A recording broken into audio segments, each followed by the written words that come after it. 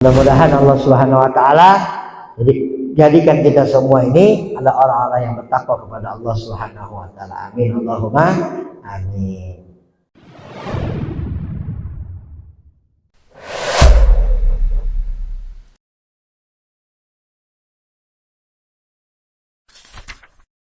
Mau yang ditanya, Pak?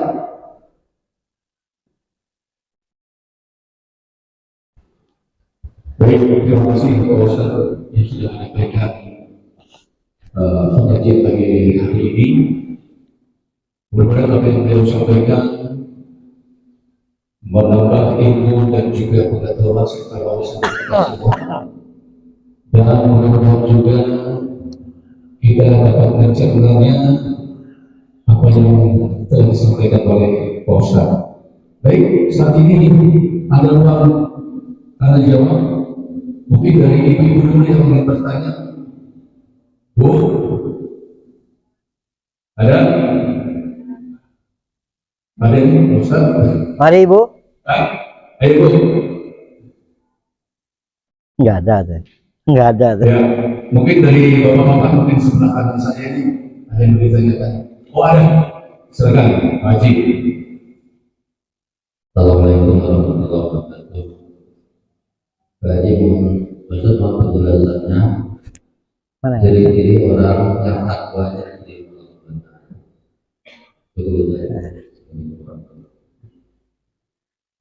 seperti dibilang tadi ya, kita nggak bisa tahu 100% kita diterima apa tidak ibadah kita, tapi kita ada alur-alurnya. Kalau mau ibadah kita benar diterima sama Allah, alur-alurnya ada dalam segi syariat ya, atau dalam segi hakikatnya. Kalau segi syariat, yang penting kita ibadah sesuai dengan ketentuan syarat dan rukunnya. Kayak misalnya sholat, ya kita harus wudu, nutup aurat, menghadap kiblat, itu kan dalam segi syariat ya. Rukun-rukunnya, takbir yang benar, baca Fatihah yang benar ya, duduk sujud yang benar. Nah itu segi syariat. Oh sudah beres, Bapak sholatnya sah dan diterima, tanda tangan segi syariat. Dari segi hakikat apa? Ikhlas. Ikhlasnya benerin. Lagi sholat khusyuk, lagi sholat khudu. Kadang-kadang kita sholat Pak ikhlas tapi nggak khusyuk. Apa khusyuk? Khusyuk an ya'lama bima ya'ad sukunul a'dha wal jawar, itu khusyuk. Anggota kita tenang. Allahu akbar. Bismillahirrahmanirrahim. Kadang-kadang kan ada orang sholat garuk-garuk, ada orang sholat lihat kanan lihat kiri, ada orang sholat baca coblos nomor 2, membawa kemaslahatan buat masyarakat, kan gitu Pak. Nggak khusyuk, itu namanya sholatnya. Kelar ini dibaca, sebelahnya dibaca coblos nomor 1, jujur, baik, dan adil. Kan begitu, terus baca. Kelar ini dibaca, atas dibaca Masjid Manarul Islam, Jalan Beringin, misalkan gitu. Nggak khusyuk ya. Ngalar imam belum kelar juga sholat, belum ruku-ruku juga baca sejadah Kashmir. Gimana mau khusyuk? Khusyuk, tenang, diam. Tuh. Yang kedua apa? Khusyuk, hudur. Hudur apa hudur? An ya'lama ma yaqulu wa yaf'al. Dia tahu apa yang dia baca. Kadang-kadang tadi nih saya sholat baca apa Pak? Rakaat pertama, rakaat kedua baca Fatihah Pak Ustaz. Ya emang itu kudu dibaca. Setelah Fatihah apa? Tahu ya. Kadang-kadang imam sendiri lupa baca apa tadi. Nah itu berarti dia nggak hudur. Nggak hudur dia. Kadang-kadang juga kita nggak tahu ini udah rakaat keberapa ya. Nah nggak hudur. Yang penting alurnya aja Pak diperhatiin. Insya Allah dengan rahmat Allah diterima sama Allah Subhanahu Wa Taala.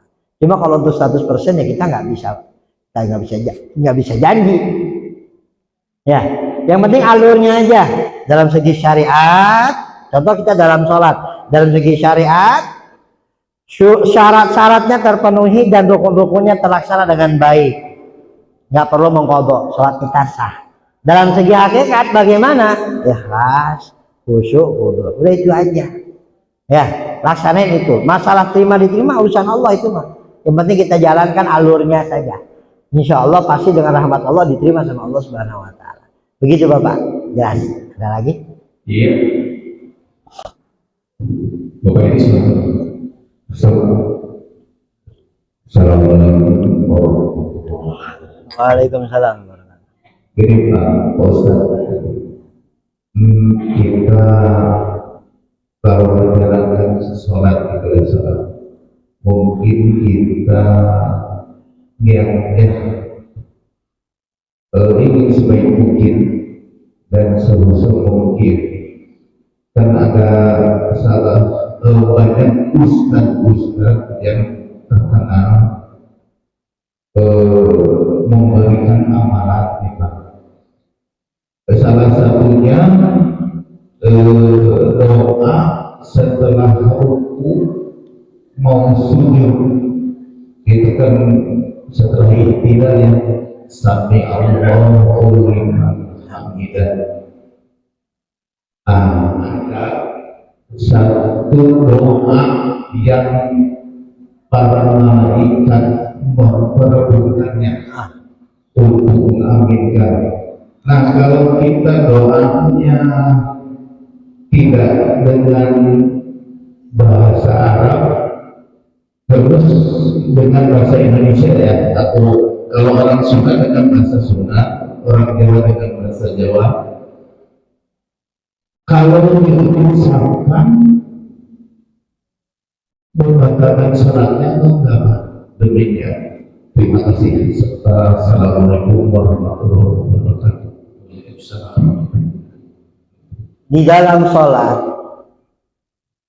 membaca selain bacaan yang ditentukan di dalam hukum fikih, ya dalam hukum fikih seperti baca Fatihah, baca surat, ya dan doa-doa dan sebagainya, ya itu kalau kita baca selain dari doa-doa itu selama dengan bahasa Arab itu nggak jadi masalah.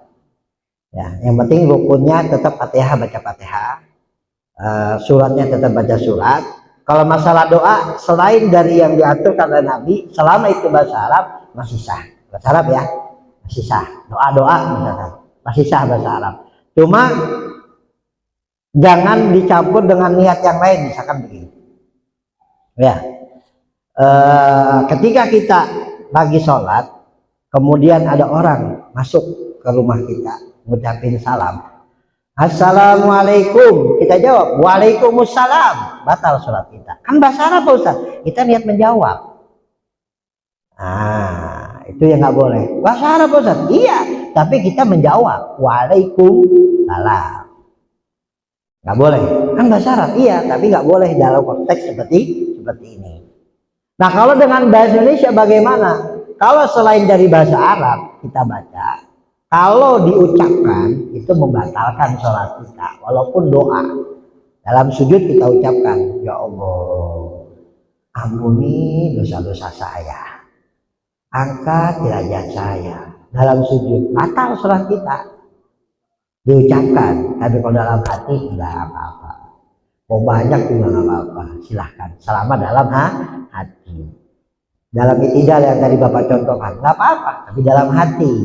Ya kalau mau diucapkan bahasa Arab, ya Rabbana lakal hamdu hamdan katsiran thayyiban mubarakan min as-samawati wal ardi amma syi'ta min syai'in ba'du. Kan itu yang Bapak maksud doanya. Yaitu bahasa Arab kalau diucapkan, kalau nggak diucapkan dalam hati. Karena apa kata Nabi Shallallahu Alaihi Wasallam, inna hadis salah, ya, inna hadis salah tunaji rabbakum la yasluhu ghairahu. Ya, salat ini adalah media engkau bermunajat kepada Allah dan tidak pantas dengan selainnya. Jadi dengan bahasa Arab atau bahasa Indonesia tapi dalam hati. Jangan Pak ya. Nah, ada lagi? Baik, terima kasih Pak Edi Putri dari sebelah kanan saya dulu.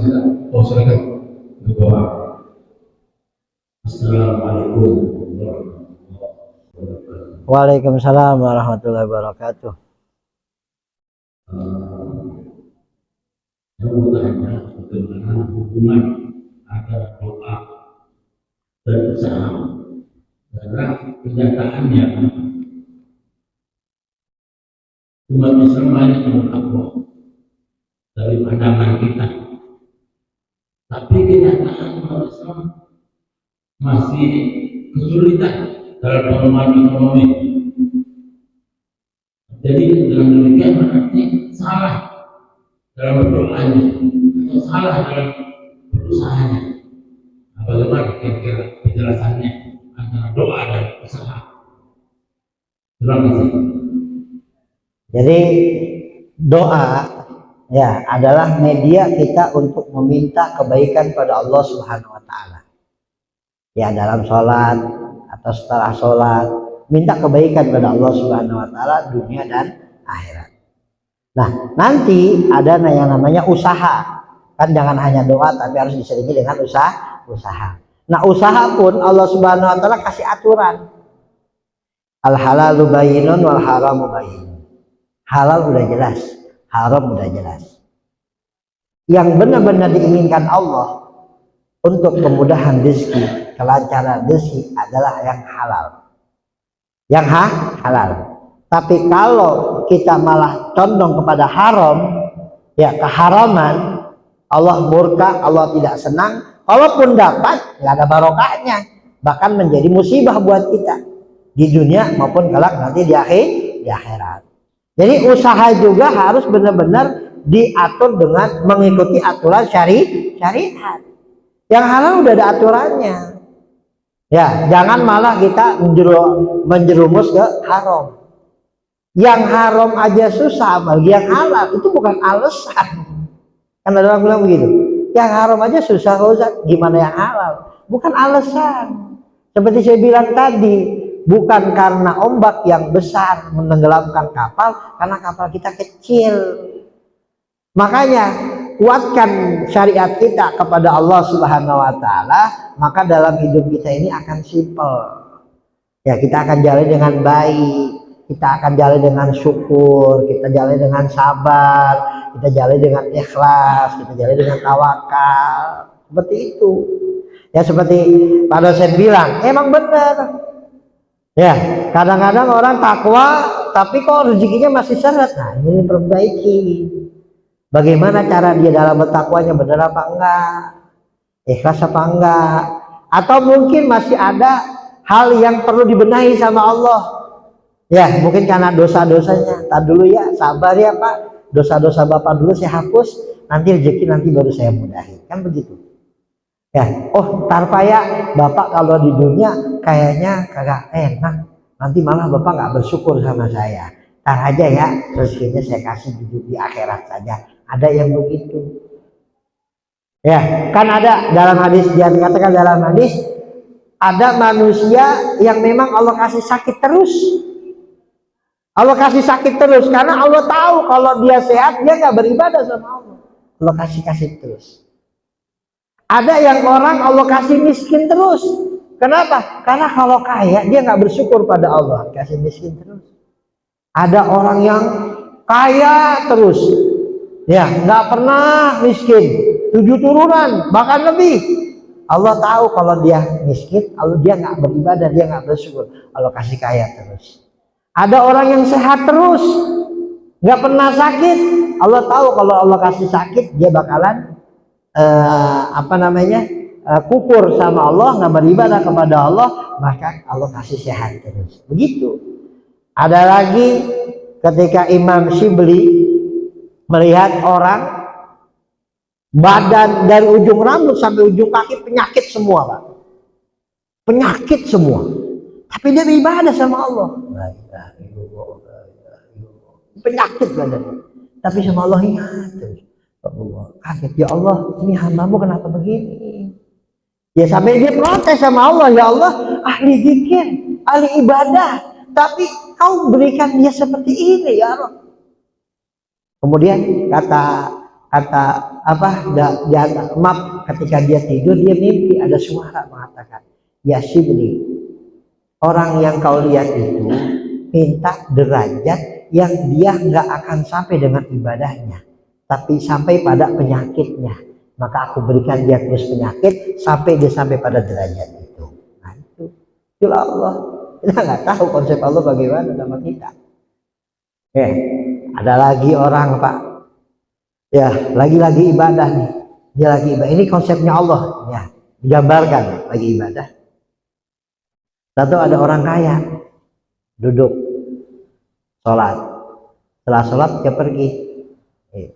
Ya, setelah sholat dia pergi, kantong uangnya jatuh, dompetnya jatuh di situ. Dia minta sama dia. Apa yang terjadi setelah ini? Nggak lama datang orang miskin. Ya, nemu dompet, diambil sama dia, bawa.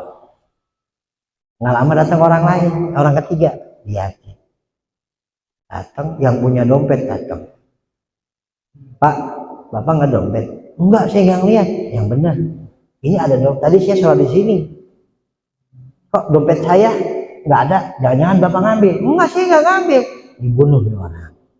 Orang yang dibunuh pergi. Oke. Ya Rob, yang ngambil bukan dia. Kenapa dia dibunuh? Yang ngambil bukan dia. Ini orang yang kedua. Ini orang ketiga nggak punya salah. Kenapa dibunuh? Ya Allah. Ada jawaban dari lagi. Orang yang pertama, orang yang kehilangan dompet, ya adalah orang yang merampas harta orang miskin. Ya, yang merampas harta orang miskin yang kedua ini, sehingga Allah kembalikan lagi hartanya. Nah, orang yang dibunuh pernah membunuh orang yang kaya yang kehilangan dompet keluarganya. Allah balas dia dari situ. Oh gitu, itulah konsep Allah. Jalanin aja hidup. Ya, jalani aja hidup. Yang penting kita ibadah, 5 waktu dijaga, puasa Ramadan dijaga, lebih harta kita sedekah, hindari diri kita dari maksiat. Gitu Pak. Ya. Jadi ada aturannya, dalam segi usaha juga ada aturannya. Maka dalam berpikir ada fikih muamalah. Nah, itu dipelajari. Ya Pak ya. Wallahu a'lam. Ada lagi? Terima kasih Pak Ustaz atas penjelasannya. Mungkin saya mau bertanya dari bapak-bapak di sebelah kiri ini.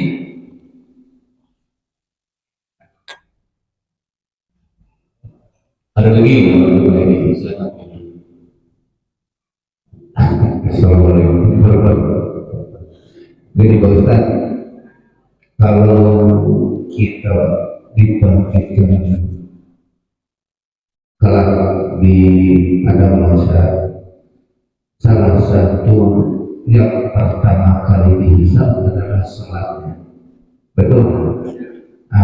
Begini, untuk ada sholat itu kan ada ya, macam kalau kita sholat berjamaah, kita kan jangan mendahului imam, bahkan baru juga makruh. Makruh. Ya.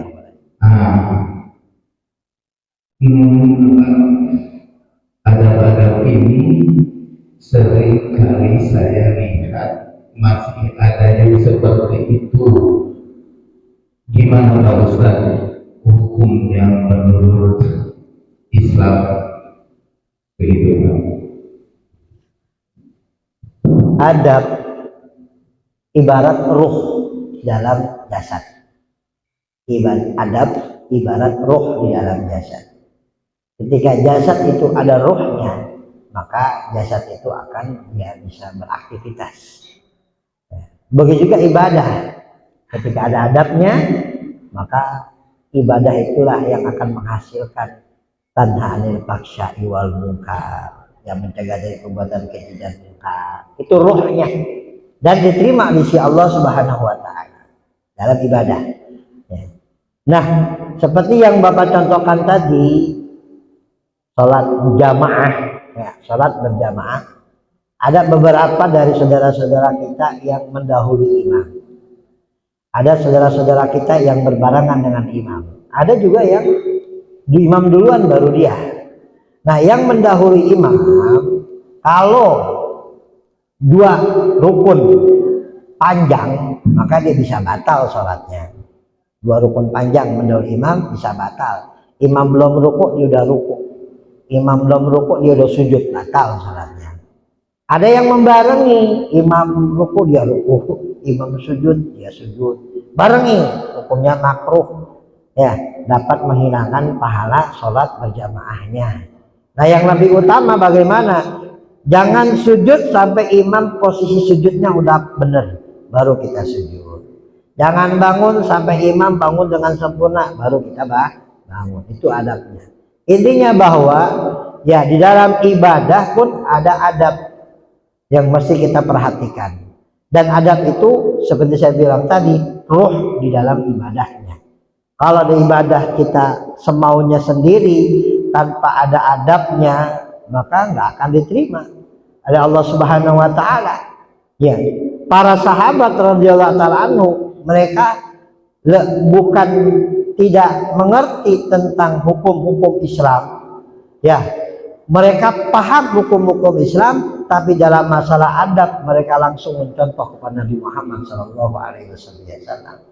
Melihat langsung, nggak berani bikin adab sendiri, nggak berani. Ya, bikin adab sendiri nggak berani. Bagaimana Nabi Muhammad mencontohkan, bagaimana Rasulullah mencontohkan, itu yang dipraktikkan oleh para sahabat. Karena sumber adabnya itu ada Nabi kita Muhammad Shallallahu Alaihi Wasallam. Gitu Pak. Jadi dalam ibadah ada adabnya. Adab itu ibarat ruhnya. Adapun ibadah sendiri syariat itu jasadnya. Jadi penting juga kita perhatikan. Ya. Cukup. Oke, cukup ya. Mungkin satu pertanyaan ya dari Pak Maman. Satu pertanyaan. Langsung Pak Ari. Iya. Biar lebih sama Pak dengan yang lain. Assalamualaikum warahmatullahi wabarakatuh. Waalaikumsalam. Mau bertanya nih Pak Ustaz, tadi dikatakan ada azab kubur. Pertanyaannya, bagaimana kalau jenazah itu tidak dikubur? Apakah dia terhindar dari azab kubur? Satu itu. Kedua, tadi dikatakan surga itu luasnya seluas langit dan bumi. Lalu kalau seluas langit dan bumi, di mana letaknya neraka? Demikian. Jadi apa namanya? Yang pertama tadi, maaf, jenazah. Katanya ada azab kubur, ada nikmat kubur. Gimana kalau yang nggak dikubur? Tetap dapat. Ya, tetap dengan kekuasaan Allah, dengan kemampuan Allah bisa diazab. Ya, bisa diazab.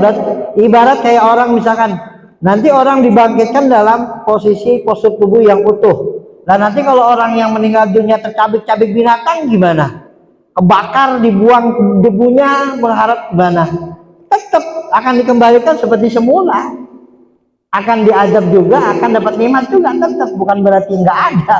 Tetap yang tenggelam di lautan, yang terbakar di hutan, tetap akan dapat bagiannya, azab juga dan nikmat juga. Itu. Ya, kalau misalkan surga luasnya langit dan bumi, neraka di mana ya tetap ada, Pak. Cuma letaknya di mana ya wallahu a'lam, kita nggak tahu. Jelas ada. Surga dan neraka sudah diciptakan sama Allah. Sudah diciptakan, sudah ada apinya, sudah ada binatangnya yang menyiksa, sudah ada malaikat yang siap menyiksa.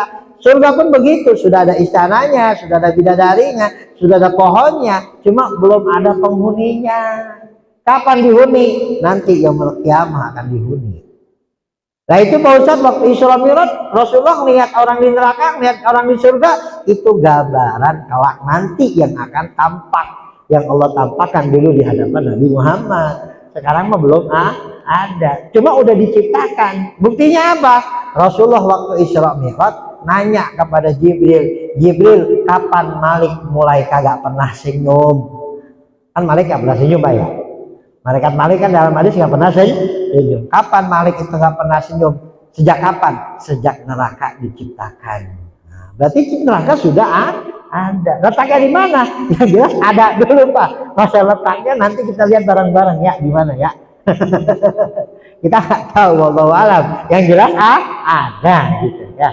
Allahu alam. Ada lagi? Di terakhir satu pertanyaan terakhir, mungkin masih ada Ibu.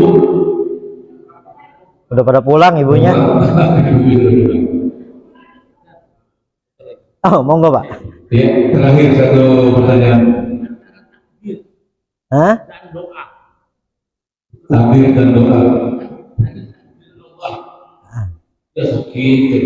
Ya, Kemudian kita sebagai manusia doa. ya. Gimana? Jadi kalau takdir ada sebuah ketentuan yang sudah Allah tetapkan di Yaumil Azal. Yaumil Azal itu sebelum ada sesuatu hanya Allah saja. Itu takdir. Jadi ini kalau kita bahas takdir panjang Pak ya, kita singkatnya aja lah ya. Gambaran takdir itu begini. Ya, ada qadha dan qadar.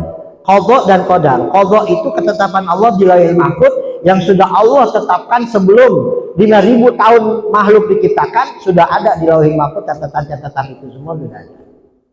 Nah, qudrah apa? Realisasi dari qadha itu qudrah yang berlaku. Qadha ketetapan, qudratullah kemampuan Allah yang berlaku yang sesuai dengan qudrah, yang sesuai dengan qadha. Seperti misalkan malam ini Bapak tahu nggak akan hadir ke sini. Tadi malam Bapak tahu nggak akan hadir ke sini. Kan nggak bisa yakin kan? Ya.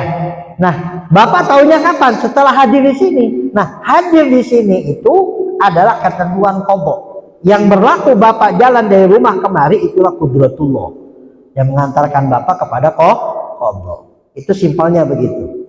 Karena maknanya para ulama ahli akidah panjang sekali. Kita gambil yang simpel dan gampang seperti itu saja. Nah, apa gunanya doa kalau memang kita udah ditentukan sama Allah Subhanahu wa taala? Gunanya doa yang pertama untuk melaksanakan perintah Allah. Allah katakan ud'uni astajib lakum. Mintalah kepadaku, aku akan beri. Itu melaksanakan sehingga kita doa. Dan yang kedua untuk menunjukkan bahwa kita ini lemah, butuh sama Allah Subhanahu wa taala. Kita minta doa, maka kita berdoa. Kemudian juga kita ada usaha untuk ya mewujudkan apa yang kita inginkan dengan meminta kepada Allah Subhanahu wa taala. Apakah dengan tidak doa kita tercapai apa yang Allah qadhakan? Tercapai. Walaupun Bapak nggak doa, ditakdirkan Bapak sukses. Tapi kenapa Allah perintahkan doa? Seperti saya bilang tadi. Ya, seperti saya bilang tadi, ibadah menunjukkan akan lemahnya kita dan usaha kita untuk meminta kepada Allah sehingga kita berdoa kepada Allah Subhanahu wa taala. Bahkan ada hadis dikatakan la yaruddul qadha ila doa. Tidak ada yang bisa menolak qadha kecuali doa. Maksudnya apa? Qadha yang mu'allaq. Qadha yang mu'allaq. Qadha kan ada dua, ada mubram ada mu'allaq. Nah, panjang masalah qadha.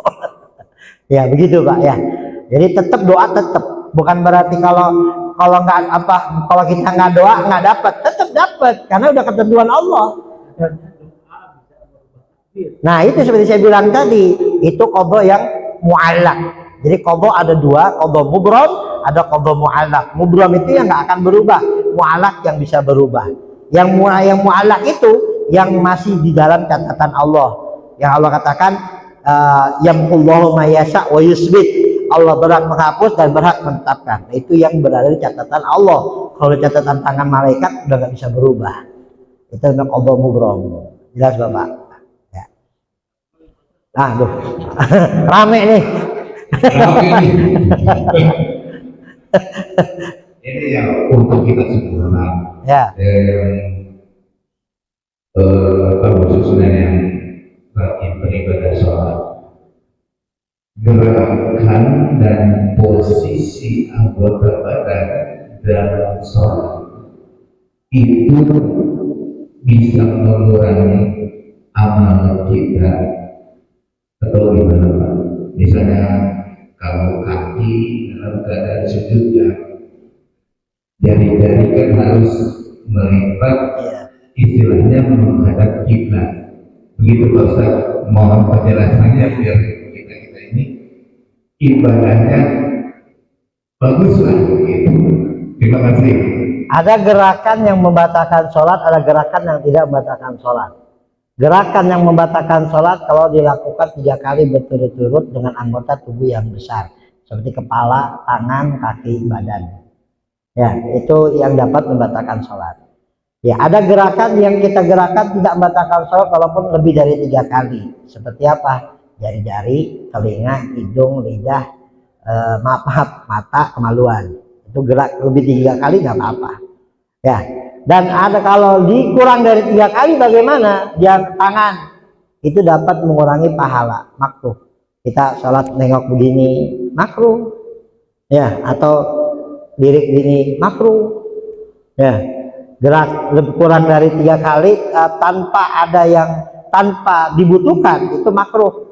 Kalau dibutuhkan seperti apa Pak Ustadz? Seperti gerak tangan, Allahu Akbar, ini kan dibutuhkan, nggak apa-apa. Atau seperti maju ke depan 2 langkah, 1, 2, nggak apa-apa, karena dibutuhkan, nggak mengurangi pahala sholat. Tapi kalau yang nggak dibutuhkan seperti garu-garu, pegang-pegang jenggot, lihat kanan kiri, nah itu dapat mengurangi pahala sholat. Gitu ya, paham Pak? Ya, kalau masalah kaki tadi memang itu harus syarat rukun dalam sujud, jari-jari kita harus nempel ke butunul asobi, itu harus nempel kepada tempat kita sujud. Jadi harus ditekan, nggak bisa begini atau apalagi terangkat, nggak sah nanti sujudnya. Kalau sujudnya nggak sah, sholatnya juga nggak sah, gitu ya. Baik, terima kasih Pak Ustadz. Alhamdulillah pada pagi hari ini kita dapat pencerahan banyak sekali pertanyaan yang sudah dijawab oleh Pak Ustadz. Mudah-mudahan apa yang beliau sampaikan menjadi bahan pelajaran bagi kita semua yang selama ini mungkin kurang dalam pengetahuan kita.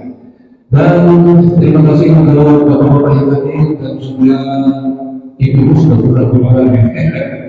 Dan sebelum kita akhiri pengajian 2 pekan ini, mohon kepada Pak Ustadz untuk membacakan doa penutup. Sekian, billahi taufiq wal hidayah. Wassalamualaikum warahmatullahi wabarakatuh. Nabi Muhammad sallallahu alaihi wasallam.